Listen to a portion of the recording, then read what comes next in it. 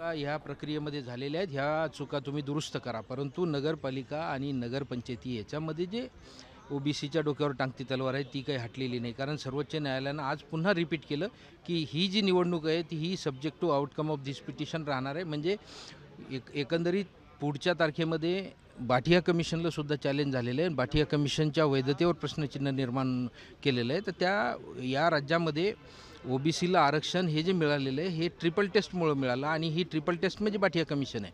आणि triple taste जर नसेल तर ओबीसीला रिझर्वेशनच देता येत नाही. आणि उद्या चालून जर हे रिझर्वेशन अवैध ठरलं तर त्या ठिकाणी निश्चितपणानं ओबीसी खूप मोठ्या अडचणीत येणारे निवडून आलेल्या सदस्यांची पदंसुद्धा त्या ठिकाणी जाऊ शकतात. अशी एकंदरीत परिस्थिती आपल्या माध्यमातून नगरपंचायत आणि नगरपालिकेमध्ये जेवढेही लोक निवडणूक लढत आहेत त्यांना मी हात जोडून विनंती करतो की फार काही जास्त खर्चाला पडू नका.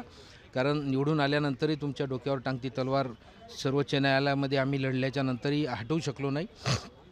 त्याच्यासाठी मी सर्वार्थानं या ठिकाणी दिलगिरी व्यक्त करतो, माफी मागतो. परंतु जे काही मला करता आलं तेवढं मी प्रामाणिकपणानं केलं. शेवटच्या क्षणापर्यंत लढलो, परंतु त्या ठिकाणी मला अपयश आलेलं आहे. पण आताही खचून जाऊ नका. पुढच्या तारखेतही आपण ही टांगती तलवार जर हटवता आली तर ते निश्चितपणानं या दृष्टीनं मी प्रयत्न करणार आहे.